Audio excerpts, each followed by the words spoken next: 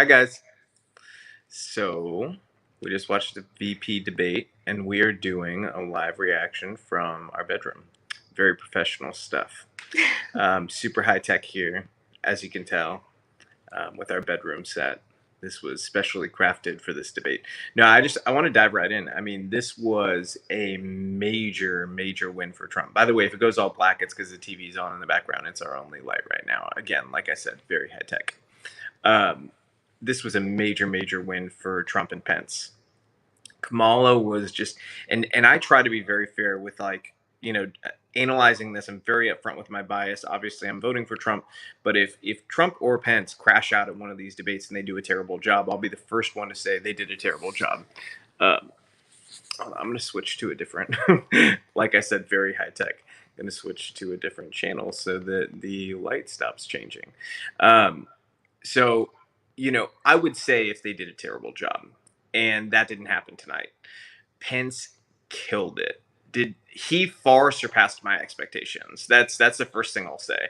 Is my were not that they were low or anything. They were actually fairly decent. It was that I guess I expected him to sort of just be a B, or a B minus, maybe at worst. He was a total A plus tonight. I mean, he hit all the issues that you need to hit. And I think really what was more damaging for the Democrats is Kamala was way worse than I thought she would be. I actually thought she'd be a fairly decent debater, based on past performances. I mean, she hammered Joe Biden.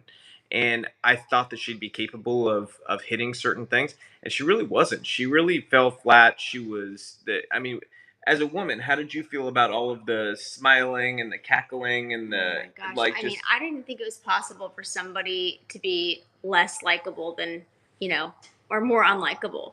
So this is why I can't do live streams at night, is because my brain turns to jello after no, I'm with killing you on angry the thought kids. though. Is someone more Less unlikable likable than Hillary than Clinton. Hillary Clinton? Yes, that I is where I I was have going to with agree. that. And here's the thing. I just want to get this out of the way. There's going to be the people that are like, "Oh, it's because she's a black woman." Absolutely not. I would be the first person to vote for a black woman if she was hitting the issues Pence was hitting tonight. 100%. I would have no problems voting for a black woman. I'd be super stoked about it. All good about it. The thing that bothers me is, they spent so much time talking about race, and I just can't wait till we can get past that moment in history where everything's about race. Like, instead of talking about what she did as a prosecutor, she Hmm. wanted to talk about being the first black woman to do Right. this, or first person to do this or that. That's not like, in my mind. I don't want any of my achievements to be colored by being Latino. I want them to just be my achievements. And I think that that's really sad that that's where we have to go in society now. Is it has to go straight to, oh well, because of my race, this is my achievement. That shouldn't be our achievement. There shouldn't be like a different floor or ceiling for us based on our skin tone. Hmm. Um, She used that, quite a bit, the identity politics, in general, but just that condescending smirk on her face, I just, people like that, they're not having a good faith conversation, and you Not at see all. this a lot with people. Like, you're having a genuine conversation, and you're actively listening. She's not somebody that is having a genuine conversation or listening. She's somebody that is one of those intellectual elitists. She looks down Yep. on people like Pence, on people, normal Americans. And it's just unbelievable how many lies were peddled. And you can tell she says it. She knows. And it's again that risk versus the consequence. They know that it's more necessary to keep peddling those same lies, because that's what got him to this point. Yeah. And she's willing to do it. So it's pretty unbelievable. I mean, I cannot believe, y'all, that we're still on the both sides thing. Oh, I feel like let's just talk about her lies. I mean, what the both the sides both thing. This sides, has the fact been that that's still debunked. going on is It's unbelievable. unreal. This has been debunked so many times. So Unreal. if you're on here and you've heard this whole thing that Trump said there were good people on both sides, and the Democrats say, oh, he was calling neo Nazis and white supremacists fine people. That's not what happened. Literally, the media cut out what he said right after. What he said right after is, I'm not talking about neo Nazis and white supremacists. They deserve to be condemned totally. Okay, totally. The word Also, the condemned fracking, totally. the fracking thing. The fracking I lie. mean, he's literally on camera. Do they think we're all stupid and that Yep. we don't see with our eyeballs? They I do. feel like gaslit on a regular basis by these Democrats.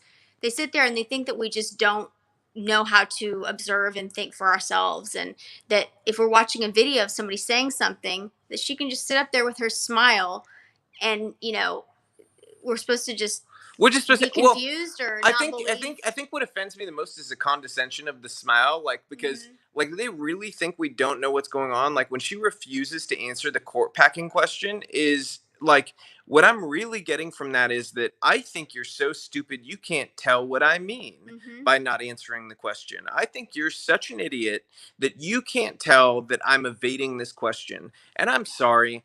I think there's some, maybe some dumb people out there, but I don't think the majority of us are dumb. And I don't think that you're all dumb people. I think everybody could watch that and see that she clearly thinks that everybody's dumb and is going to just pretend, oh, well, she must not know. I mean, maybe she doesn't know if they're going to pack the cord. Maybe she didn't hear the question. People like are not dumb. They're not sitting in their rooms thinking that. They're thinking, oh, she's clearly evading the question because she knows her answer is a Didn't terrible answer and that people won't want to vote for her then. didn't she evade the very first question, which was about First and third question. right, but what was the first question about? Do y'all remember? Wasn't it about something about what was the first question about? I'm trying to Help remember. me out, y'all. Help me out. But she avoided first and third question. In terms of the lies, though, I mean, she was really on defense most of the time. Oh, I can't believe I waited this long to get into this. Susan Page. I gave you all a warning today about the moderator Susan Page. The woman is right now has a book coming out, a biography on Nancy Pelosi. I'm going to hammer my own party for a second. Whoever was in charge of agreeing to the moderators, what the absolute bleepity bleep were you thinking agreeing to these moderators? They are the most biased lunatic moderator. Like I don't, and honestly, we haven't even seen the worst of it yet. The next moderator of the presidential debates, he was an intern for Joe Biden. Yeah, I didn't even tell you that yet, did I? The No. next debate moderator was an intern, Well, started his it career as shows an you that intern for Joe how Biden. corrupt Okay, the media is. You cannot find anybody that doesn't have I know. So some kind of. tonight's has a book coming out, a They're all biography on Democrat Nancy activists. They Pelosi. are. You can't find The one. next moderator was a Joe Biden intern, and the one after that is an NBC, MSNBC lady, which is clearly far to the left. And then you have Chris Wallace, who's a registered Democrat. So those are the debate moderators, and I do have to take it out on whoever in our party agreed to this. These moderators needs to really reconsider their job because I would have been the first person in that room and be like, you want the president to debate him? We need to have fair debaters. You guys can pick a debates moderator, and we're going to pick the other debate moderator. And the third one is one we have to all agree on. That sounds like a fair way to do it for 3 debates. Let one campaign pick one, other campaign pick one, and let the third one be an agreement between the 2 campaigns, has to be a bipartisan pick. I think that's a pretty fair way to do it, or to make all 3 something they have to agree on. But or maybe the other answer is have each side pick one for each debate, and have different Mhm. rules to ensure that, it's not just homerism the whole time. But what they did here is essentially agreed to 3 presidential debates and a vice president debate that are all moderated by Democrats. I don't understand how anybody could think there's any semblance of fairness here. So Susan Page was a disaster tonight. Um, she was a disaster. So Oh, what happened? COVID. That was, thank you guys. COVID was the first Yeah. question because and I would argue it's one of the most important questions is would they, shut down the country again? If it was something about shutting down the country, right? If she would support that, or if a Biden presidency would support that. I think that is one of the most important questions you could have asked as far as direct and immediate impact or total destruction of our economy in like a matter of months. Yeah. Didn't answer the question. Yep. You know, And why would she not answer the question? exactly, which is the answer. That's the answer with the That's court the packing answer. and with the COVID is, why would you not answer the question? Yeah, she didn't. You would not answer if it's unpopular and it's something that you know is going to be a problem for you. And so it's the same thing, like, then you get into the fracking thing she brought up earlier. With fracking, we have a video now of Joe Biden saying that he is going to eliminate fossil fuels, eliminate fracking. He says ban all fracking, okay? We have another video where he says, I'm going to ban new fracking. And now they say we're banning no fracking, or we're not going to ban fracking. We're not going to ban. Gaslighting, abundantly clear, and he's been clear about this. He's never said that. She shook her head. No, that's Again, not true. the gaslighting is just out of control. And I'll give this to Pence. I mean, he was on target with everything he talked about. There's nobody of sound mind who believes that Kamala won this debate tonight. There is nobody. Any Democrat that I know, there is nobody who thinks she killed this. And I think they're actually very disappointed about it because they expected her to be a better debater than Biden.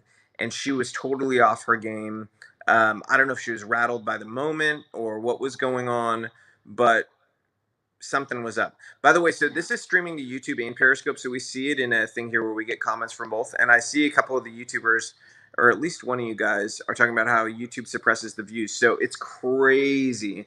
I can actually, this is something I'm going to post soon, but when we post an episode on Twitter, I see what the click-throughs are to people who watch the YouTube videos, and the numbers do not match up at all with the YouTube videos.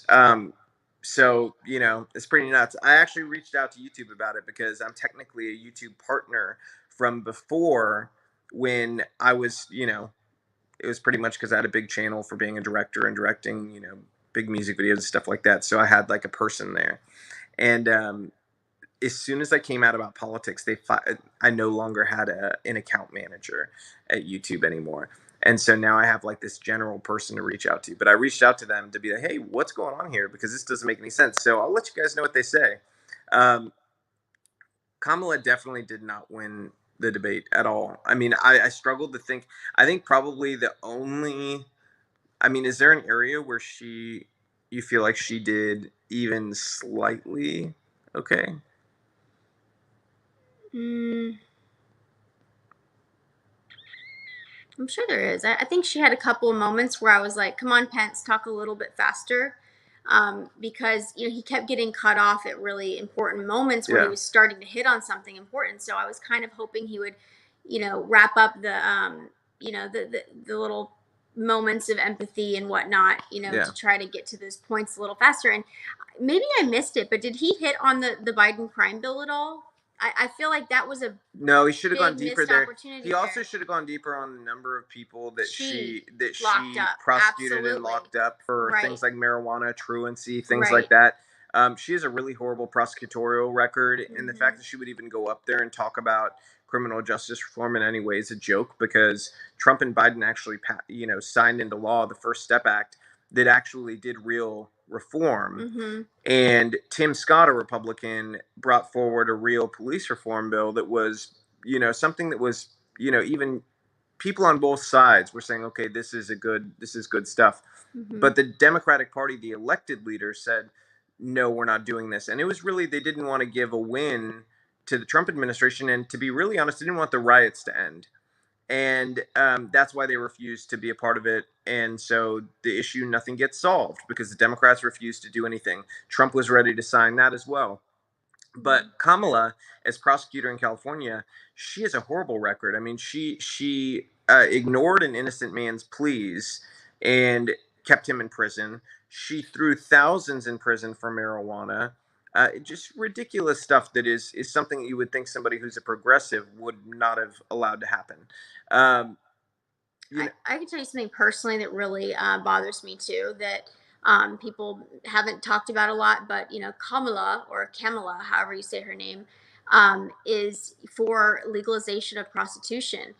So she's not only for decriminalizing, she's for legalization. And I want to say something really quickly about the decriminalizing.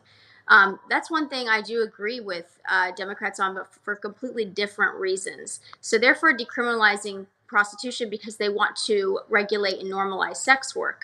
And I'm against criminalizing prostitution because prostitutes are actual sex abuse victims. And normalizing sex work or legitimizing it in any way would actually have a horrible impact on sex abuse survivors, including human trafficking victims, and make it utterly indistinguishable to tell who is being trafficked versus who is a legitimized sex worker. So, that's one point to consider with that. But the fact that she wants to normalize prostitution and legalize it and legitimize the sex work industry, especially, with so many young girls that seemingly look up to her on that side, is so wildly irresponsible and scary that she's taking that position.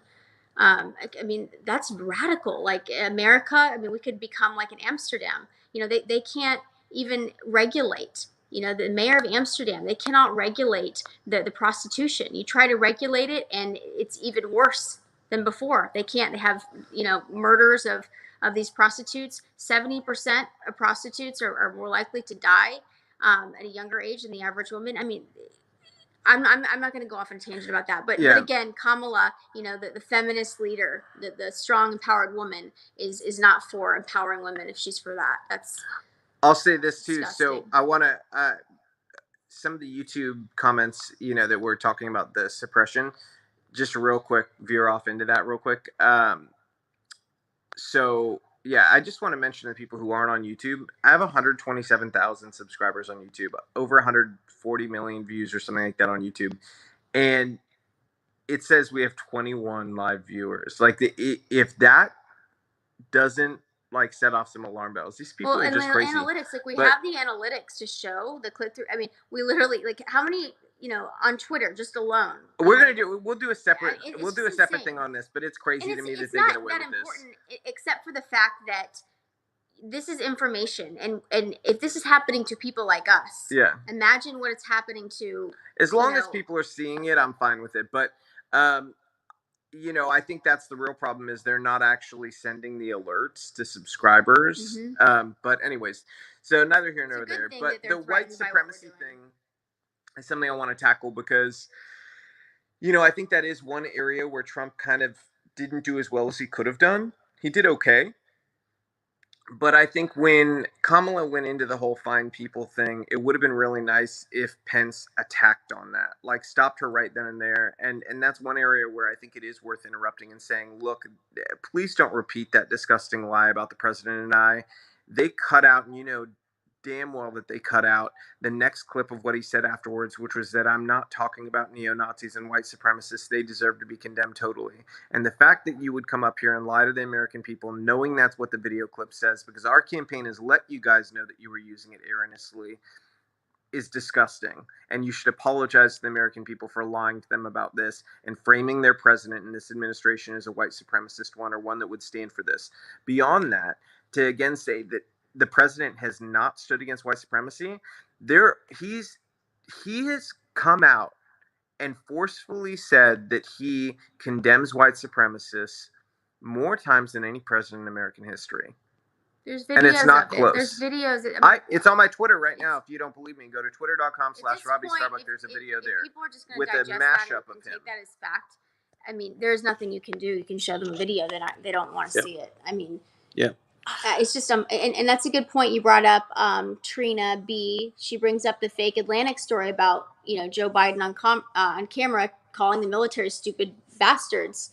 I mean, Trump. They're saying that Trump would have called them, what, he idiots said, or something. Yeah, like why would they do that? Why? I'll put it in. Why would they even why would they do that? Why would they go and fight in wars? What did they get out of it? What did they get out of it? They can take literally anything. That's basically what they said. When in reality, okay, so let's just go to that Atlantic story real quick. She repeated those lies. They're absolute smears from the Atlantic piece. That piece is based on an unnamed source that the Atlantic cannot prove exists. Okay, they cannot prove that source exists at all in the real world. Okay, this may be a figment of the writer Jeffrey Goldberg's imagination. Okay. But what we do know is that on that trip, every single person who was present on that trip has come out now on the record saying it didn't happen. Every single one. Okay? So I would love to know who the ghost was that was in that room. Maybe the source is Casper. You know, that's probably, it makes sense because Casper doesn't like me. Remember that actor who played Casper? He blocked me because all of you guys kind of piled onto something dumb he said. So he didn't. He doesn't like me. So maybe it was Casper. But I think in general, the idea that like she got away with so much is, again, it goes back to the moderator, because when Pence went and he tried to really hammer her on an issue on her prosecutorial record is when it happened. He said, I want to talk about your record as a prosecutor. And now, and she I came mean, in right in. it was Okay, like thank you. immediate. I mean, she listened to the words. It wasn't about timing. Nope. It was about she listened to where it was going, and she And she was immediately shut it protecting, down. she was protecting Kamala. Kamala. I'm just gonna call her Kamala because that's what Kamala. I mean, she just, it sounds right. Kamala. It did, I don't know. I'll tell you a couple tells I've noticed from Kamala's body language. I'll let you do that one. One is that she looks directly into the camera and doubles down quite frequently as a projection tactic. Like this? So when she knows she's lying about something and she's nervous about it, she will look directly into the camera and lie directly into the camera with conviction. What does she do It's next? gaslighting. The other thing she does is she closes her mouth. You know, the smirk, when she knows, I got to start thinking about how to respond to the smirk. She closes her mouth. Saliva starts gathering out of, nervousness, and she doesn't want to show that tell of swallowing out of nervousness, right? So she'll, you got to write down a point. So she looks down. Watch for this next time. All right, so she looks down, and then she swallows. Okay? So you'll see the mouth shuts first, the saliva collects, and then what? I just love this analysis. Okay, Keep well, going. I'm telling This is you, what there's you. something to This it. is what you get from bedtime live streams. Well, this is the real deal. This is the kind of stuff we're talking about. But no, I think that the women notice stuff like this. So tell me if you guys notice this as well. Oh, you want to talk about women real quick? I do want to talk about this. What's the George Stephanopoulos on ABC? He said, we noticed a lot of mansplaining tonight from Pence. Come on. Okay, let me just explain something real quick, okay? About mansplaining. This is a debate for Vice President of the United States. Guess what? People interrupt each other. Okay? If you haven't watched the show, I interrupt her. Okay? It's not because she's a woman. If my co-host was a man, guess what? I'd interrupt him. Okay? I'm an equal opportunity interrupter. And so is Pence, so is Trump. What did we learn from the Trump debate? Men, they interrupt other men. And guess what? Pence, true sexism would have been if Pence didn't treat her the way he would have treated a man. And there is no doubt that Pence would have been interrupting a man. Okay? You could even make an argument maybe Pence would have been more forceful with a man than he was tonight. Okay? But he definitely was not mansplaining, and it definitely wasn't sexist what he was doing. He was trying to be. Oh, sorry, y'all. Yeah, we got to fix our high-tech lighting system real quick. There we go. The TV's back on. So I know you guys really appreciate the high-tech nature of this show. But the mansplaining thing, that was just too much for me. They always have to go to the identity stuff. They do, when they're 100%. Scrambling to find a better defense. This person agrees with you. Linty18 says, I 100% noticed her body language and everything you're talking about. So I guess you're not crazy or you're both crazy. No, we're not crazy. I'm telling you. Any day now, the FBI is going to ask me to decode some body language. If the FBI asks you to do anything, it's probably actually a bad thing at this point, because yeah, you know what? They're kind of crooked at this point. Mind. If they ask you to do anything, they're probably trying to double cross you. They're trying to get to you. They probably. I noticed the moderator was rescuing Kamala, whatever it is, all night. I mean, it has to just be embarrassing at this point for them. Wouldn't you think? Like, I would be embarrassed if my job was to go on there and just save Democrats all day. It's just so strange. Biden talking to We're reading your guys' stories. And then the Trump called COVID a hoax thing. Okay, that was what her first attack line was that Trump called coronavirus a hoax. That has been debunked by CNN. It's been debunked by BBC. It's been debunked by Washington Post. It's been debunked by Snopes. It's been debunked by PolitiFact. Okay, all these places have debunked this. Trump never called the virus a hoax. If you still believe that, I hate to break it to you. You're not a bad person or anything, but you fell for a lie.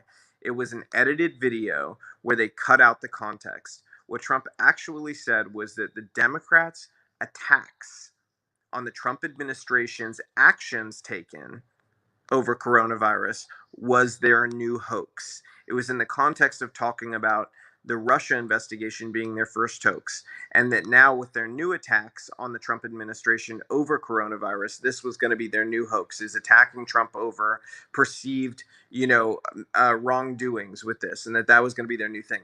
He did not call the virus a hoax, and even the media that I mean, they couldn't hate him more than they do. Okay, even they said, yeah, you know what, this is actually a lie. So that's something that, And once again, I mean, there's no defense.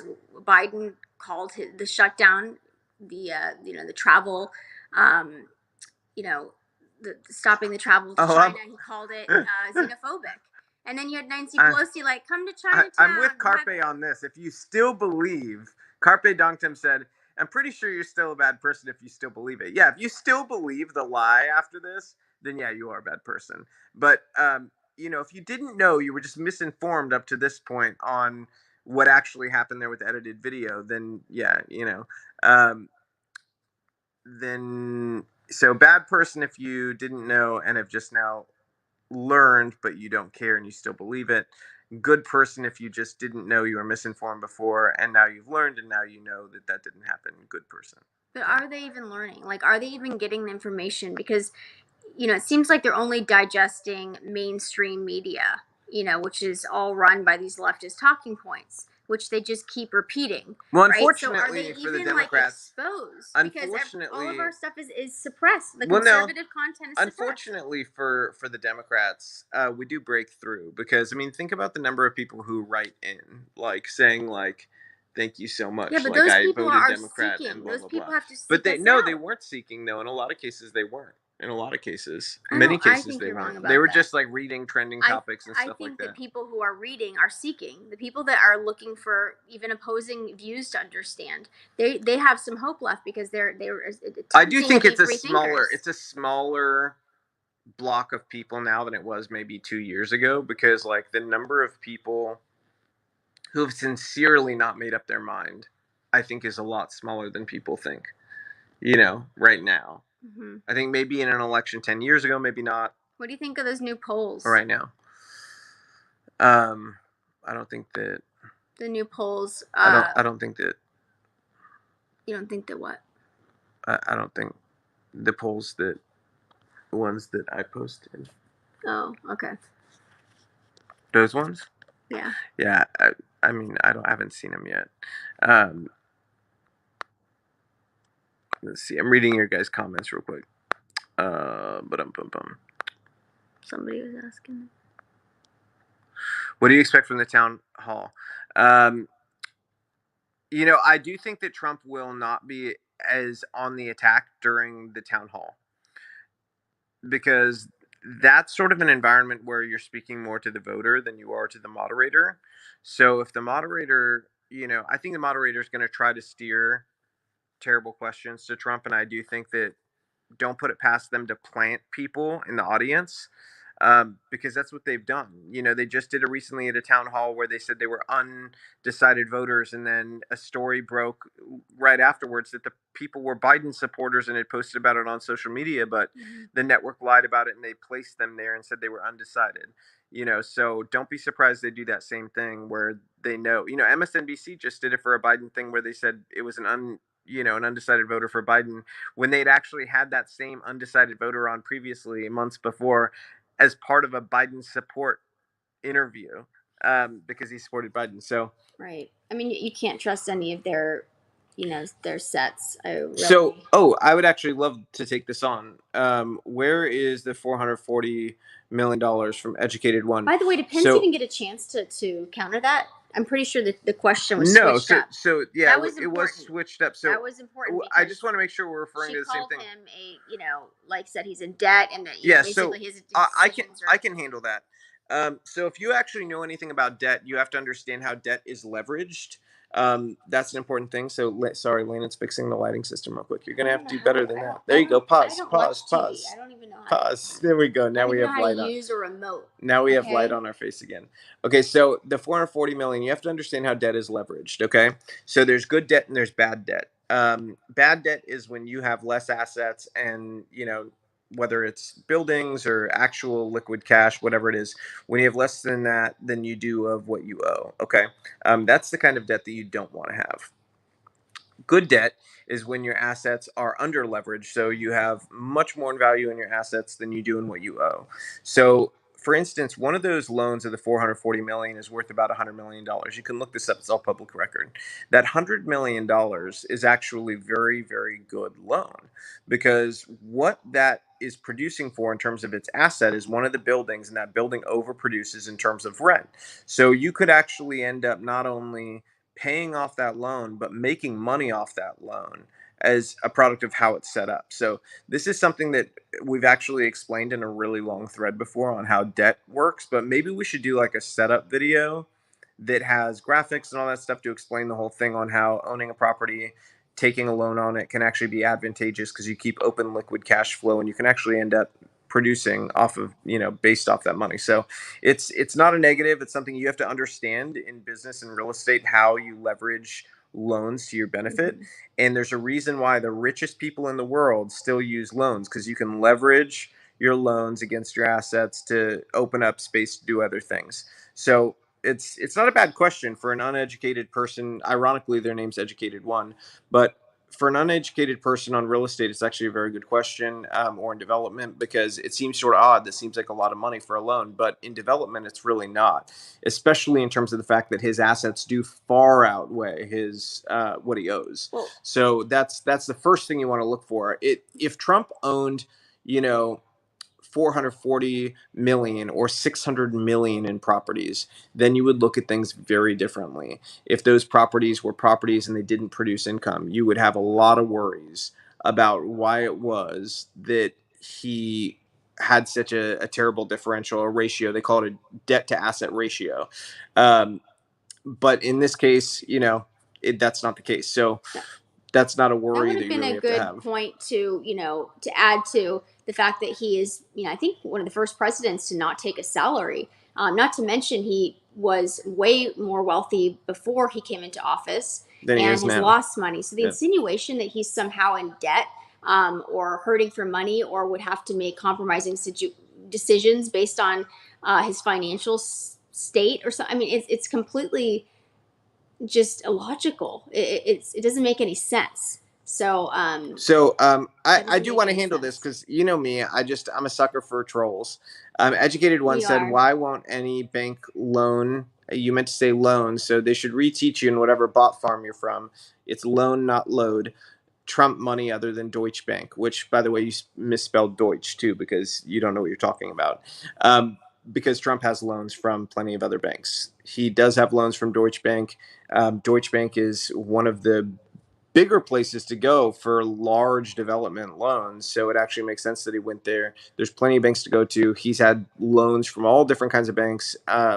This isn't a real question, so he has loans from other banks. So I don't know what to tell you about that. But I do think a video explanation on this would be great because I think it's something that actually can be used by somebody like Biden to confuse people. Because, like you saw from my explanation, which isn't even a full explanation because you really need to see the numbers in front of you, you need to see the actual paperwork. This is an answer Pence couldn't give during a debate. Mm-hmm. It's too long. It's too nuanced. It's too like getting into the zone on this stuff that a lot of people just you don't have experience in. If you're, a grocery store worker, you don't know about this area because you don't work in it on a day-to-day basis. Mm-hmm. So I think it's actually, thank you, troll. I think it might actually be a good idea to do a video on that. And yeah, TL Bar 79 made a great point. This is on a micro level. This is why a lot of people started flipping houses because you can leverage loans and assets to make money. And if you're in the good position to hold on to a loan longer than somebody else's, you may be in a better position to be able to afford the time between, buying a house at a low cost, holding it until you can sell it at a higher cost with some improvement or whatever it is. You're leveraging that loan to build your asset portfolio. Yeah, so I actually love this comment from somebody. They don't have a name from YouTube, but they said, I hope to have these rich people problems one day. I don't want to kill them. I want to be them. That right there is the difference between a victor mentality and a victim mentality. And I don't know who that person is, but they probably will have some of those rich people problems one day because they have the right mentality. And that is, I would say, half the work is having the right mentality and not being a victim about it, anything. Because I could have been a victim in life. I was, I'm the son of a penniless refugee. I mean, what better start to a story could you have of somebody being like, oh, I can't do this and I can't do that because, of where my family came from and not having the head start that everybody else had. It's BS. I was given two legs that work, two arms that work, eyeballs that work, a brain that works. Like, I'm lucky. I'm happy. If somebody was born and they had, $100 million to start with, good for them. I'm worried about myself, not what that person started with. And this whole idea on the left where they've gotten into this mentality of eat the rich or kill the rich. And, people have tried this before and it doesn't turn out well. So why don't we try instead lifting more people up, making more people rich, making more people comfortable, making more people able to take a vacation with their family, And I think that's where our hearts and our minds need to be, is how do we lift more people up? Because it's possible, you can do it. But we have to get rid of this mindset first, that it's a lack mindset where we believe there's just not enough to go around. There is enough to go around. Absolutely. There's enough for everybody to live comfortably, but you have to fundamentally change the way people think about all this stuff. And that's a hard thing to do. So I'm really proud of Pence tonight. I think he did fantastic. I hope you guys really enjoyed the lighting. I know Josh here says you should really turn on a light for real. See, if it was just Landon on camera, I'd be all for it, turning on the light. But I'm on camera, and the more light you turn on, the less attractive it is to watch this. So I'm gonna keep it. I'm gonna keep it low light for tonight. We're in our jammies too. Yeah, we're in our jammies. Like, you don't want to see these jammies Robbie's got on. Okay. Now you're like almost daring me to turn the light on because my jammies are fine. Yours are embarrassing. Okay, maybe they are. They're comfy though. Yeah, I want you to admit my jammies are the embarrassing ones. I got the most comfy jammies at Costco. No. You got to say my jammies are the embarrassing ones. Okay, my jammies are the embarrassing ones. Okay, now I won't turn the light on.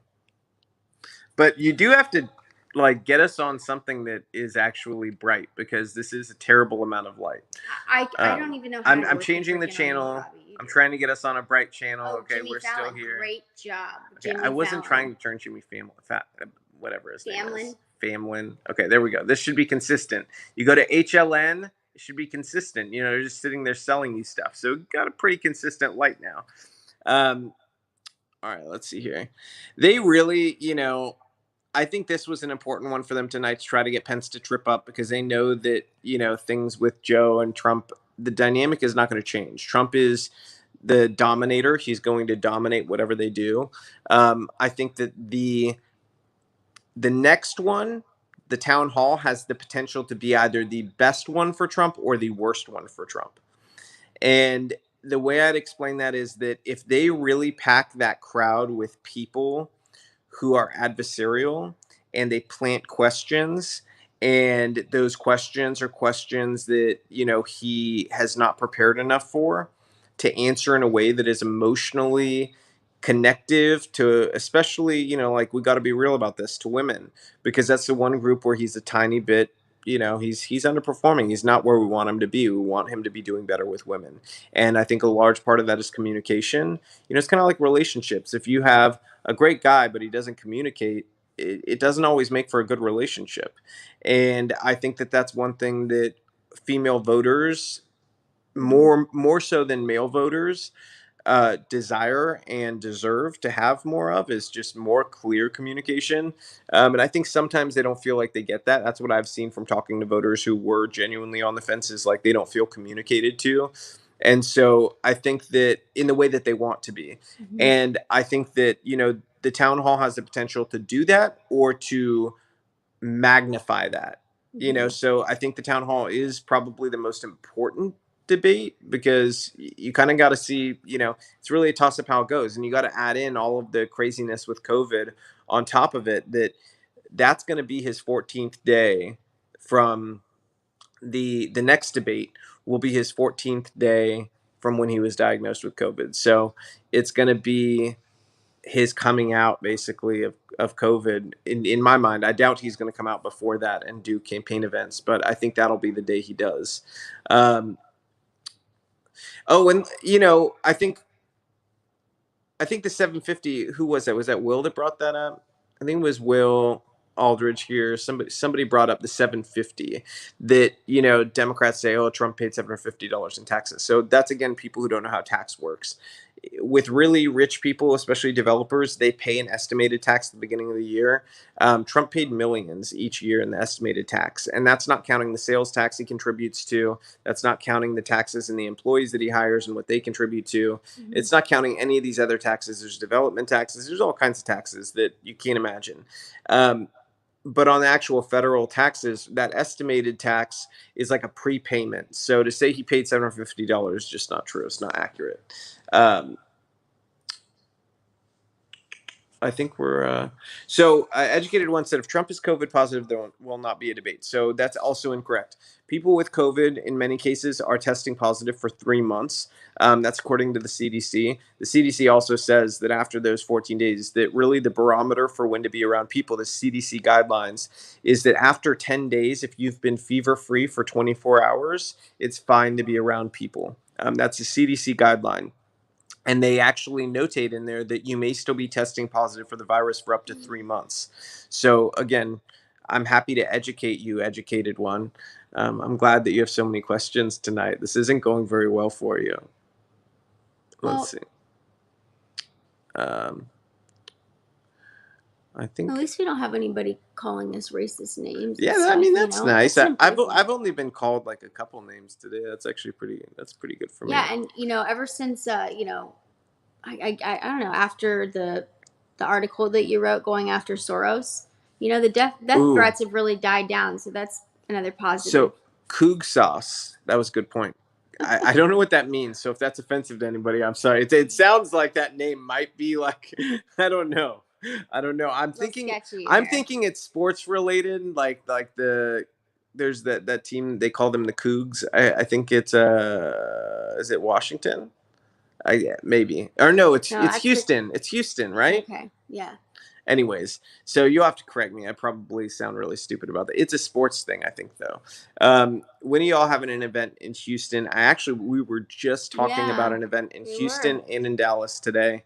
Somebody reached out wanting to do an event in Houston, and then we were thinking about doing one in Dallas day after. So don't know on dates yet or anything. And if this GOP group falls through that is trying to get us to come down there, if things just don't line up with them, we may just do it ourselves. So, yeah, let me see. I think we answered all the questions. If the weather's still on, we're going to be speaking at Brandon Straka's walk-away rally on Saturday. Yeah, because we have our rally Sunday with Bill Haggerty and Glenn Cassida, Rob Smith, Brandon Ogles, the mayor here of Williamson County in Tennessee, and the chairwoman of the GOP here, Cheryl Brown. So that should be a really good event on Sunday. Sunday's probably going to be better than Saturday weather-wise, if you're worried about weather, because Saturday is going to, we'll be getting, I think, hit harder by that storm than Sunday. Mm-hmm. Sunday, we will have a rain contingency plan, so if you're worried about that at all,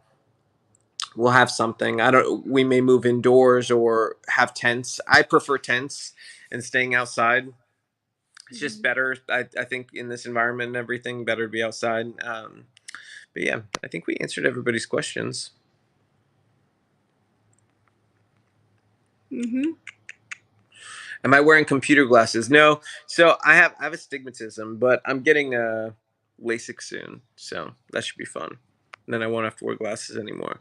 But I may just wear them for fun. I might miss them. All right. I hope you all have a good night.